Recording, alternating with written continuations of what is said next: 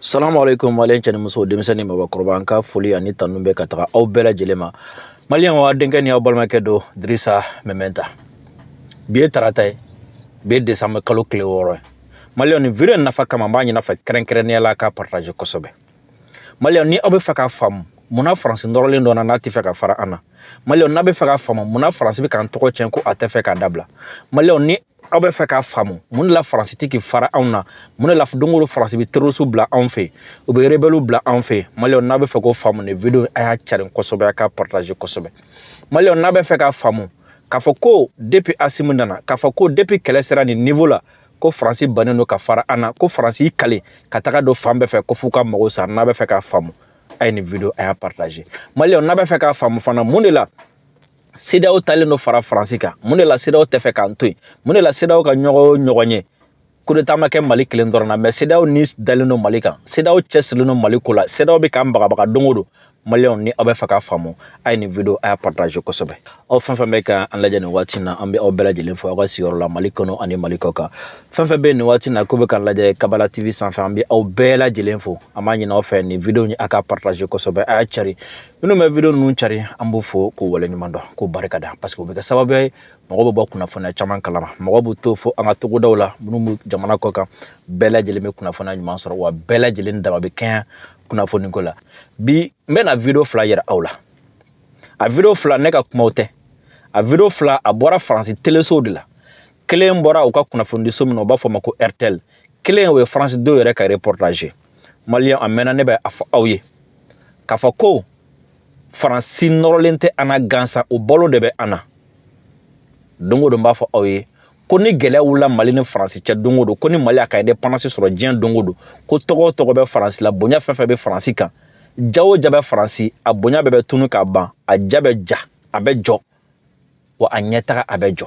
Ɔ Maliyɛnw, RTL bɔra ni kunnafoniya dɔ min b'o kuma sɛbɛntiya k'a yira k'a fɔ ko Mali ani Faransi an bɛ ka gɛlɛya min bɛ Mali ni Faransi ni ɲɔgɔn cɛ nin waati in na, a kɛra sababu ye ka gɛlɛyaba don Faransi ka sɔrɔko la, o kɛra sababu ye ka min kɛ Faransi la, a bɛ n'o mɛn video in kɔnɔna la. Maliyɛn video filanan n bɛ a fɔ aw ye ko n'an continue an ka yɛrɛma hɔrɔnya kɛlɛ fɛ, n'an continue an ka kelenya kɛlɛ fɛ, ko n'an m'a bila pepewu, siga si t'a la, tubabuw bɛ kɔgɔji tigɛ ka na anw fɛ k'a fɔ k'u bɛna na fɛn ɲini na. N b'o fɔ aw ye don o don k'a fɔ ko n'an y'an jɔ an jɔyɔrɔ la, anw tɛ fantan ye o, anw tɛ dɛsɛbagatɔ ye o, anw tɛ kunfin o, mais ko an bɛ ka suɲɛ de, tɔw bɛ ka balo an na de. N y'o fɔ aw ye a mɛnna, n delila ka nin fɔ plateau dɔ kan, n bɛ laidu di Maliyɛnw ma, n bɛ laidu di farafinw ma, an filɛ nin yɛrɛma hɔrɔnya kɛlɛ min na, n ko n'an tora a fɛ, n ko hali a tɛna mɛn farafinw bɛ ka kɔgɔji tigɛli min kɛ k'u bɛ ka taga wari ɲini tubabu la, farafinw bɛ ka sa kɔgɔji la ko f'u ka taga wari ɲini nazara la. An bɛ ka 19,000 20,000 ni 18,000 sara Faransi ambassade ni Amérique ambassade la walasa ka visa sɔrɔ cogo min na, n ko a tɛ mɛn n'an tora ni kɛlɛ sira kan. Tubabuw fana na bateau ta ka kɔgɔji tigɛ k'u bɛna na baara ɲini anw fɛ. Maliyɛnw an ma san 1 sɔrɔ, an ma san 2 sɔrɔ, o kuma fana sɛbɛntiyara. An bɛ don min na i n'a fɔ bi, tubabuw bɛ ka bateau tigɛ, u bɛ ka kɔgɔji tigɛ, u bɛ ka kurun ta, u bɛ ka bateau ta, k'olu fana na minɛ baaradenya la farafinna. O reportage in France 2 ka reportage don, ne ka reportage tɛ. Ni ne tun y'a kuma fɔ, mɔgɔ caman b'a fɔ ko tiɲɛ tɛ. Mais a bɔra France 2 jabaranin de kan, o ye France télévision nationale yɛrɛ ye, k'a fɔ ko fɛn min ye européen ye, olu commencera ka bateau ta k'a fɔ k'u bɛna na baara ɲini farafinna. O kuma video n b'a ɲini aw fɛ aw ka partage kosɛbɛ. Maliyɛnw, an b'a ɲini aw fɛ, aw minnu bɛ yen nin waati in na ko gɛlɛya bɛ aw la, bana bɛ yen, bana fura bɛ yen. Bana ye jɔn ye, adamaden fana ye jɔn ye, nka dɔnniya Ala y'a di mɔgɔ dɔw ma minnu bɛ yen ni bana n'u bɛ se ka fura ɲini, n'u bɛ se ka fura kɛ. Cherif Tiyama Hayidara ale b'o mɔgɔw fɛ, kabako fura bɛ a bolo. Aw minnu bɛ yen ko furudimi de bɛ aw la, aw minnu bɛ yen k'a fɔ ko tension de bɛ aw la, aw minnu bɛ yen k'a fɔ ko diabète de bɛ aw la, aw minnu bɛ yen ko impuissance sexuelle de bɛ aw la, nin numéro ye an ye wele 75 81 64 58, o ye Cherifkɛ ka numéro ye. A dɔw la aw tɛ fɔ a jigi kɔ, gɛlɛya min bɛ aw kan aw b'a ye. Maliyɛnw an tɛ taa yɔrɔ jan, video fɔlɔ an b'a k'a la a k'a lajɛ. Au mondial économique, la France vient donc de perdre sa place de 6e puissance au profit de l'Inde. Nous étions encore la 5e économie du monde il n'y a pas si longtemps. On décroche. Il va falloir nous y habituer. On décroche, oui, un peu, mais ce sont surtout les pays qui ont la taille d'un continent, comme la Chine ou l'Inde, qui montent en puissance. Souvenez-vous, quand on était enfant à l'école, on nous parlait des PVD, oui. des pays en voie de développement. Alors c'était une formule un peu prude, pour pas dire les pays du tiers-monde ou les pays pauvres. Et puis on a commencé à distinguer des pays qui étaient vraiment en train de progresser. Alors on a appelé ça les pays émergents, mais c'était encore une appellation un peu condescendante qui maintenait ces pays en deuxième zone par rapport à l'Occident. Et puis enfin, on a vu apparaître un mur, un groupe baptisé les BRIC, Brésil, Russie, Inde, Chine, qui allait nous dépasser un jour. Eh bien, nous arrivons au terme d'un cycle économique de 70 ans après la décolonisation, où les anciennes grandes puissances européennes voient leurs anciennes colonies les devancer en termes de dynamisme économique. En 2032, la Chine deviendra la première puissance mondiale devant les États-Unis et la France sera 9e derrière le Brésil et la Corée du Sud. La France est reléguée en deuxième division, en Ligue 2 économique. Alors c'est un peu plus compliqué que ça parce que la puissance d'un pays, bien sûr, ce n'est pas que son PIB, ce n'est pas que la richesse qu'il produit. Aujourd'hui encore et pour quelques années, l'Inde, l'Indonésie, la Chine ou le Brésil sont portés par leur démographie.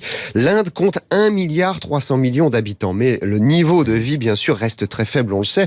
En Inde, un quart de la population n'a pas l'électricité. Ça représente 300 millions d'habitants, la moitié des Européens qui n'ont pas l'électricité. C'est pour vous donner une idée de la différence d'échelle. L'Inde a un taux de croissance de 7% par an environ, mais elle représente seulement 2% des importations mondiales. Ça veut dire que sa classe moyenne n'existe pas et ne consomme pas. Le moteur, c'est donc la démographie. Les classes aisées indiennes vivent encore souvent à l'étranger d'ailleurs, mais on l'a vu avec la Chine. Le véritable décollage économique de ces pays intervient avec l'émergence d'une classe moyenne. En tout cas, on voit que le dynamisme économique n'est pas du côté européen. Alors ça, c'est sans doute le plus inquiétant, parce que nous restons en Europe des pays influents, bien sûr, au-delà de nos PIB, dans la diplomatie mondiale, dans l'éducation, mais on voit bien que nous sommes fragiles quand on nous isole.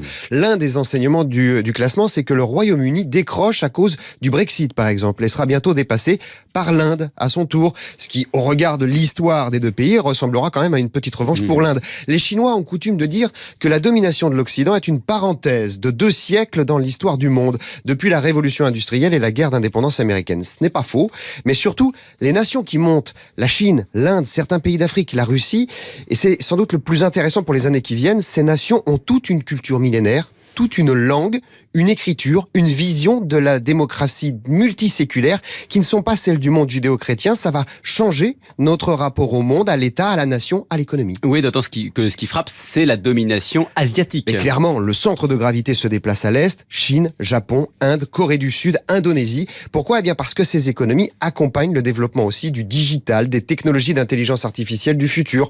On est surpris de retrouver le Japon en haut de classement par exemple, mais souvenez-vous de Fukushima. Dans les semaines qui avaient suivi la mise en quarantaine du Japon, les usines de voitures et d'ordinateurs du monde entier avaient dû s'arrêter, tout simplement parce que le Japon fournit tous les microprocesseurs du monde. Le Japon est central. L'Occident paie aussi le mythe, porté par Apple d'ailleurs, du fabless, l'entreprise sans usine, que de la recherche et développement, et les appareils sont fabriqués par des sous-traitants, où ça ?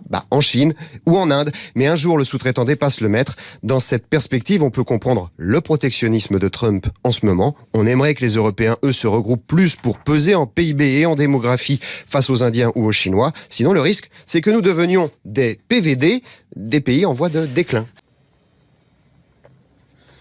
Maliens aw yɛrɛ bɔra ka RTL ka nin reportage in lajɛ sisan. Nin ye Faransi kunnafonidiso dɔ ye. Nin tɛ ne ka kuma ye, ne ka reportage tɛ. Ko diɲɛ sebagaya la, sɔrɔ bunakun kan ani fan wɛrɛ bɛ puissance la, jɔyɔrɔ 5nan tun bɛ Faransi bolo. Jɔyɔrɔ 5nan o tilala la, 6nan tun b'a bolo, mais an bɛ don min na i n'a fɔ bi 6nan in fana tilala la. O la a b'a faamu munna Faransi bɛ fɛ ka anw dun. Wala a b'a faamu munna Faransi tɛ fɛ a ɲɛ ka da aw kan. Wala a b'a faamu aw bɛ ka degun jumɛn se Faransi ma ni anw ka nin taabolo ye. Wala a b'a faamu k'a fɔ ko ni farafinna ka yɛrɛma hɔrɔnya sɔrɔ ko ye Faransi ko bannen. Wala a b'a faamu ko ni Mali y'a ka yɛrɛma hɔrɔnya sɔrɔ ko ye Faransi ko bannen. O de la a bɛna faamu k'a fɔ ko Faransi tɛna Mɛmɛta n'a ɲɔgɔnnaw to yen bilen. Faransi tɛna Asimi n'a ɲɔgɔnnaw to yen bilen. Munna? Parce que an bɛ baara min na, an bɛ sira min kan, a bɛ kɛ sababu ye Faransi bɛ a jɔyɔrɔ perdre. Jɔyɔrɔ in dun sirilen don jumɛn de la? Jɔyɔrɔ in sirilen don sɔrɔ ani fanga min b'i la. I bɛ se ka fɛn min ɲɛnabɔ diɲɛ na, i bɛ nafolo min sɔrɔ. A bɛ n'a fɔ n'i ye jateminɛ kɛ sa ko ka Mali ta k'a jateminɛ, Mali waritigibaw. Ni mɔgɔ min kɛra Mali waritigiba numéro 1, bɛɛ lajɛlen b'a dɔn k'a fɔ ko fanga bɛ o tigi la. N'i y'i to premier na ka t'i yɛrɛ sɔrɔ fo deere la, o b'a yira k'a fɔ ko e binna. Fɛn fɛn b'a to e bɛ bin, mɔgɔ mɔgɔ bɛ kɛ sababu ye k'a to e bɛ bin, o tigi ko ti diya e ye. A dɔw la hali b'a ɲini k'o tigi faga. O la kɛlɛ min b'a ni Faransi ni ɲɔgɔn cɛ, parce que Faransi depuis indépendance fo bi, n'i y'a ye Faransi ni ara in tun bɛ a bolo, dɔwɛrɛ tɛ.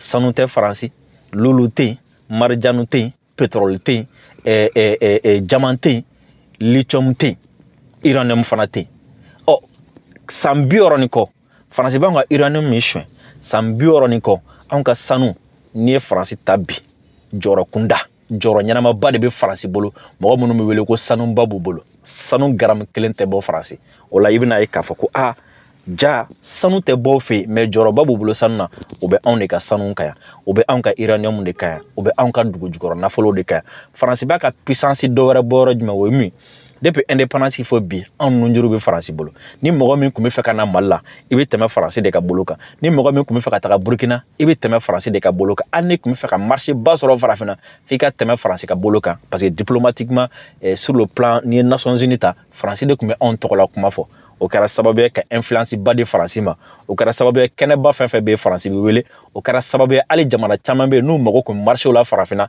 o tun bɛ tɛmɛ faransi de ka bolo kan anw filɛ nin ka nin indépendance kɛlɛ min daminɛ nin kɛra sababu ye ka faransi mangoya nin kɛra sababu ye faransi ka marché caman perdu nin kɛra sababu ye hali anw ka kɔɔri min n'a kun sɛnɛ la n'a taara faransi o kɔɔri in olu kɛ a wari 100 o 100 a 100 ka segin ka na an fɛ yen wari a 50 kun de tun bɛ di anw ma 50 dɔ in bɛ to faransi yen an ka sanu fana o bɛ ta ka t'o kɛ ka ko k'an ka CFA fana garanti maliyɛnw muruti kelen don nin fɛn minnu ma ani diplomatiquement k'a fɔ ko anw ka jamana nujuru tɛ to faransi bolo bilen o kɛra sababu ye ka faransi chuter k'a bɔ a place la o la aw b'a faamu munna Mali ko man di faransi nin waati na aw b'a faamu munna faransi bɛ fɛ ka rébellion wuli Mali la ka terroristes wuli ka Mali tila fila ye mun de la CEDEAO tɛ fara an na parce que CEDEAO bɛ faransi ka baara de kɔnɔna la mun de la CEDEAO ka réunion menace de bɛ ta ka Mali sɛgɛrɛ munna parce que CEDEAO ka ɲɛmɔgɔ n'o ye faransi ye anw kɛlen don ka faransi ni siri k'a da kun faransi tɛ ka wari sɔrɔ k'a di a ka jamanadenw ma bilen maliyɛnw nɛnɛ bɛna daminɛ ni nɛnɛ daminɛna faransi bataki dɔ bɛ ka sɛbɛn ko a bɛna ci faransi commandant ma olu ka commandant n'o olu ka préfet ye o bataki mun de bɛ a kɔnɔna la ko nɛnɛ min natɔla filɛ nin ko ni ye faransi ta 100 o 100 ko 60 tɛna courant sɔrɔ wa courant bɛna kɛ cogo di ko k'a daminɛ 8h ka taga 13h la ka daminɛ nɛgɛ kanɲɛ 8 ka taa nɛgɛ kanɲɛ 13 la wa ko courant bɛ se ka tigɛ o fana kɔnɔna na wulafɛla fana na ka daminɛ 18h la ka yɛlɛ ko courant bɛ se ka tigɛ o fana kɔnɔna la nin bɛɛ gɛlɛya bɛ faransi kan nin bɛɛ gɛlɛya bɔra min parce que faransi balo min tun bɛ sirilen don farafinna la o bɛ ka tigɛ faransi la Mali kɛra misaliya k'a yira k'a fɔ ja mɔgɔ bɛ se ka muruti faransi bolo wala maliyɛnw a b'a faamu na k'a fɔ ko faransi tɛna kan fɛ k'an to nin sira kan o de la faransi bɛ ka don a sɛbɛn politiki mɔgɔ minnu na a b'olu yuguba ka kɛ an kan o de la faransi bɛ ka don a sɛbɛn rebelle minnu na a b'olu yuguba ka kɛ an kan o de la faransi bɛ ka don i EGS o i jini min faransi bɛ ka don olu la a sɛbɛn minnu na k'olu yuguba ka kɛ an kan o de la faransi sɛbɛn CEDEAO min ni Union africaine min na a b'o k'olu yuguba ka kɛ an kan walasa an bɛ se ka nin kɛlɛ in bila cogo min na walasa ale bɛ se ka segin ka na a ka puissance la parce que n'an continue na tan anw de bɛna na kɛ puissance ye faransi bɛ yɛlɛma ka kɛ koloni ye wala o kɛlɛ min b'a ni ɲɔgɔn cɛ fo ka taa fɔ min kɛra a tɛ ban wala i tɛ se ka Mali situation faamu i tɛ se ka CEDEAO faamu e yɛrɛ tɛ se ka faamu gɛlɛya min bɛ jamana in kan nin waati na e tɛ se k'o faamu tant que ni e ma nin yɔrɔ ninnu faamu wala i bɛna dɔn k'a fɔ ko ja mɔgɔ min bolo bɛ gɛlɛya in kɔfɛ a dɔ la a b'a ɲini hali k'an bila ɲɔgɔn na k'an fara fara ka don mɔgɔw ka fɛn faransi se bɛ fɛn o fɛn na hali n'a sɔrɔ ni a bɛ avion de ta ka na bombarder pour que faransi bɛ se k'a jɔyɔrɔ préserver parce que n'ale y'a jɔyɔrɔ perdu a bɛ kɛ sababu ye ale ka jamanadenw tɛna dumuni sɔrɔ k'a dun u tɛna baara sɔrɔ ka kɛ donc nin gɛlɛyaba in bɛ faransi kan bi ne ka kuma tɛ dɛ aw ye RTL reportage yɛrɛ lamɛn sisan maliyɛnw u ka nin gɛlɛya in kɔlɔlɔ y'a to n delila k'a fɔ aw ye a mɛnna n ko an ye sira min ta n'an tora nin kan siga t'a la au lieu que maliyɛnw ka taa sa kɔgɔji la au lieu que burkinabɛw ka taa sa kɔgɔji la bref au lieu que farafinw ka taa sa kɔgɔji la k'a fɔ k'u bɛ taga faransi n ko tubabuw de bɛna na bateau ta olu de bɛna na sa kɔgɔji la k'u bɛna na baara ɲini farafinna n ko n'an tora tan k'an ka yɛrɛma hɔrɔnya ɲini k'an ka yɛrɛma hɔrɔnya sɔrɔ parce que n'i ye diɲɛ ta k'a lajɛ nafamafɛn bɛɛ bɛ anw de fɛ yan maliyɛnw ne b'a fɔ waati min na ne tun bolo n ko san 5 ko kun don n ko san 10 ko kun don maliyɛnw ja a ko yɛrɛ bɛna kɛ hali a tɛ mɛn maliyɛnw n bɛna na ja filanan min yira aw la nin ja filanan in a bɔra faransi télévision nationale de kan ni o ye France 2 olu de ye nin reportage in kɛ k'a yira k'a fɔ ko tubabuw commencera ka kɔgɔji tigɛ ka na anw fɛ yen a ye nin ja in lajɛ. Et en Espagne, c'est la crise qui a fait descendre les habitants dans la rue pendant des mois, vous vous souvenez. Aujourd'hui, le taux de chômage avoisine les 30%. Il faut bien tenter de s'en sortir ailleurs. Pendant des années, les Marocains venaient chercher du travail en Espagne. Aujourd'hui, la tendance s'inverse. Ce sont les Espagnols qui émigrent de l'autre côté de la Méditerranée. Et ils sont 4 fois plus nombreux qu'il y a 10 ans. C'est le grand format de cette édition. Il est signé Dorothée Oliéric et Jean-François Monnier. On aperçoit les côtes espagnoles à moins de 15 km de Tanger. La péninsule ibérique était un Eldorado pour les Marocains. Aujourd'hui, ce sont les Espagnols qui font la traversée. Chassés par la crise, ils viennent chercher du travail au Maroc. Ils étaient 3000 en 2003. Ils sont plus de 10 000 désormais à résider officiellement au Maroc. Mais en réalité, ils seraient plusieurs dizaines de milliers à vivre dans le royaume chérifien. Sur les chantiers de construction de Tanger, un peu partout, on voit à l'œuvre des ouvriers, des peintres, des maçons espagnols. Martín Sierra a laissé en Corogne, femme et enfants, il y a 3 mois, une question de survie. Je suis venu pour trouver du travail. En Espagne, la situation est très mauvaise. Il n'y a rien. Vous auriez pensé venir ici? Jamais. Pour des vacances, oui. Mais pas pour du travail. Avant, moi je rêvais d'aller travailler en Espagne. Mais il n'y a plus de boulot là-bas. C'est chacun son tour. Avant la crise, les Espagnols résidant au Maroc étaient essentiellement des enseignants, des diplomates ou des hommes d'affaires. Mais le taux de chômage de près de 30% en Espagne et de 55% chez les jeunes a changé la donne. Massimo, lui, est diplômé d'architecture. Il a trouvé ici un emploi bien rémunéré, mais il constate l'arrivée d'immigrés d'un nouveau genre. Avant, les Espagnols arrivaient ici en terrain conquis. Ils étaient convaincus qu'ils pouvaient s'acheter le Maroc. Et maintenant, ils viennent ici pour demander de l'aide et acceptent de travailler pour le même salaire que les Marocains. À 1 heure de route de Tanger, la ville de Tétouan. L'été, la région est prise d'assaut par les touristes. Mais pour l'heure, la station balnéaire de Martil est juste balayée par les vents. C'est cette petite bourgade qu'a choisi Salvador. Ce ferronnier espagnol a passé ses dernières années à Malaga sans l'ombre d'un job. Il lui reste une dizaine d'années avant l'âge de la retraite. Rester en Espagne pour vivre chez mes parents comme quand j'étais enfant, c'est pas possible. Là-bas, il n'y a rien, mais ici, il y a du travail, et j'adore. Et pourtant, ce n'est pas facile de tout recommencer. Salvador a certes déjà adopté la djellaba, mais pour communiquer avec les clients marocains, ce n'est pas encore ça. C'est compliqué la barrière de la langue. Oui, ça c'est un peu mon petit problème. Mais petit à petit, on va y arriver. L'église, c'est le point de ralliement de tous les Espagnols. Chaque semaine, ils parlent ici du pays. Ils s'entraident aussi, donnant aux nouveaux arrivants les bons plans. Ici, avec 400 € par mois, location comprise, vous vivez comme un roi, sans vous priver de rien. 1 kilo de tomates, c'est 30 centimes. Un thé, un café, c'est moins de 50 centimes. Paco est le président de l'association catholique. Il s'inquiète du nombre d'Espagnols désormais clandestins au Maroc. Il y en a plein en situation irrégulière. On va voir ce qui va se passer. Mais il pourrait bien y avoir des expulsions de ces Espagnols. Il n'y a pas si longtemps, une telle chose était juste inimaginable. Mais ils sont de plus en plus nombreux, prêts à tout pour s'inventer une nouvelle vie, loin de la crise.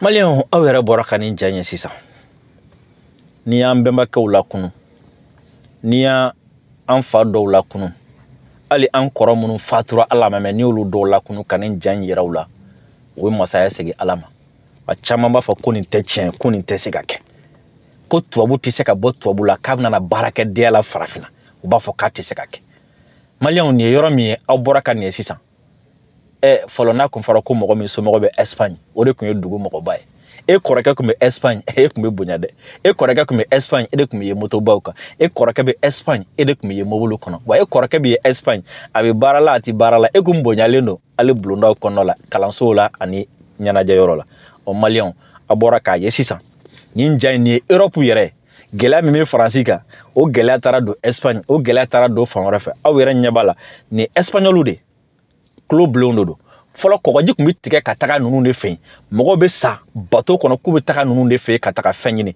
mais depuis an commencera k'an ka yɛrɛ ta sira ta aw yɛrɛ ɲɛ b'a la gɛlɛya bɛ ka na u fɛ aw yɛrɛ y'u ye ninnu de bɛ ka bɔ u ka so ka bateau de ta ka kɔgɔji tigɛ ka na baara ɲini Maroc wa u bɛ ka na baara min na aw yɛrɛ ɲɛ b'a la dɛ fɔlɔ n'u kun nana n'u ma kɛ école karamɔgɔ i b'a sɔrɔ diplomate don i b'a sɔrɔ sara minnu don miliyari miliyɔn caman saraw de don mais aw yɛrɛ ɲɛ b'a la tubabuw de bɛ ka kɔgɔji tigɛ ka bɔ tubabu la ka na farafinna ka na menuisier kɛ ka na ouvrier de kɛ anw fɛ yan ouvrier u bɛ ka n'o de kɛ baarakɛden u bɛ ka n'o de kɛ anw fɛ yan wa an ka mɔgɔ bɛ sara kelen min ta u b'olu fana ta munna parce que ko olu fɛ yen ko sɔrɔ tɛ yen bilen olu fɛ yen ko lafiya tɛ yen bilen olu fɛ yen ko dumuni tɛ yen bilen olu fɛ yen ko baara tɛ yen bilen maliyɛnw an ma sa ala ye nin yira anw na maliyɛnw an ma sa ala ye nin yira anw na maliyɛnw ala ye nin yira anw na k'an to kɛlɛ tan ni fila la a kun ye mun ye k'an bɛ sira min kan ka continuer an bɛ sira min kan juguya sira tɛ tubabu juguya tɛ anw kɔnɔ tubabu ɲangoya tɛ anw kɔnɔ mais ala ka dan togo la an bɛ yɔrɔ min na i n'a fɔ sisan nɛɛma bɛ anw de fɛ yan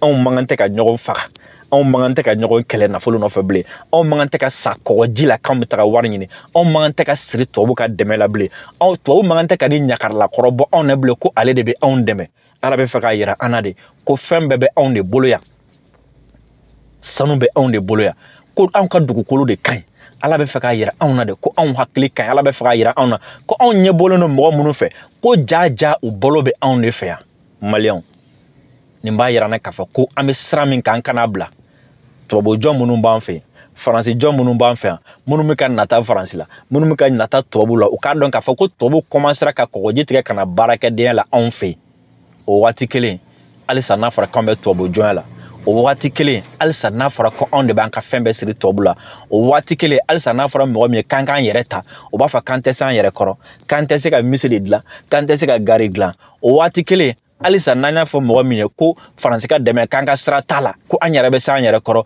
o b'a fɔ ayi dɛ faransi de bɛ k'a to an bɛ ka don ta faransi de ka dɛmɛ b'a to an bɛ ka don ta o tuma maliyɛnw n'a sɔrɔ ni se tun bɛ faransi de ka tɛmɛ anw kan ni se bɛ faransi de ka tɛmɛ anw kan munna Espagnol bɛ na farafinna ko frontière de b'u ni faransi ni ɲɔgɔn cɛ yanni faransi yɛrɛ ka na anw dɛmɛ yan munna a tɛ taga Espagnol dɛmɛ ko frontière de b'u ni ɲɔgɔn cɛ k'olu bɛɛ ye tubabu de ye olu bɛ Union européenne kɔnɔna la olu bɛ Europe jamana kɔnɔna na non seulement u bɛ continent kelen kan ensuite u bɛ Union européenne fana kɔnɔna la ensuite u bɛɛ bɛ OTAN na ɲɔgɔn kan ye faransi ka ba ninnu bɛɛ la ka na anw de dɛmɛ yan o yɔrɔ la i b'a dɔn k'a fɔ ja faransi tɛ ka na anw dɛmɛ faransi ka sira tɛ anw na a ka sira tɛ ka na anw dɛmɛ wa anw yɛrɛ man kan tɛ ka nata nin nɔfɛ nin dɛmɛ nin nɔfɛ parce que ni dɛmɛ ko don ni aw ye nin ja min ye nin bɔra faransi télévision nationale de la ka yira k'a fɔ ko tubabu ye kɔgɔji tigɛ daminɛ ka na nafolo ɲini anw fɛ yan maliyɛnw an kun tɛ fɛ video in ka janya kosɛbɛ an b'a ɲini aw fɛ a ka partage kosɛbɛ walasa hakiliw ka dayɛlɛ ni hakiliw dayɛlɛla baara bɛ kɛ ni baara kɛra yɛrɛma hɔrɔnya a bɛ sɔrɔ an b'a fɔ a k'an bɛn diɲɛ waati wɛrɛ assalamu alaikum